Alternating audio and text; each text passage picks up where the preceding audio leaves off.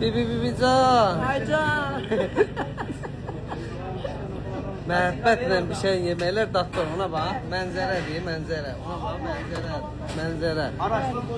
Hara gəlsinlər bibi? Ona bax. İlyas'ın kafesine gelsinler. Yiyip içmek isteyen oğlanlar. Aha. 95'i koltuğuna vurup gelsin bura. Sən bilirsən 95 nədir? Ne bileyim değiller ben de işlerim de. Yəni buna bax. Her bir şey var, her bir şey. Göz qabağında. Camaat buradan oturur. Bəli. Buradan da yer. Kebablar, balıqlar, ne düşürsünüz? Qarnına borçun, daşdan yumuşaq ne varsa her Ne şey var varsa bizdə. var, bəli var. Onda var. Ne zakat Biri verseler sarımsa vermezler utanmasa. O çeki içində qalıb. çeksin. Ne var orada? Ne iş görürlər ola? Ola bax içəri mətbəximiz. Hər yerdə girib baxa bilərsiniz. Həm böyük hissəsi göz qabağındadır. Bir də içəridəki mətbəximizdə də girib bax. Xaldinqlərdə açıb ətə zada baxın hər şey var. Xidmətinizdəyim. Durun gəlin. Gecə gündüz fəaliyyətdə.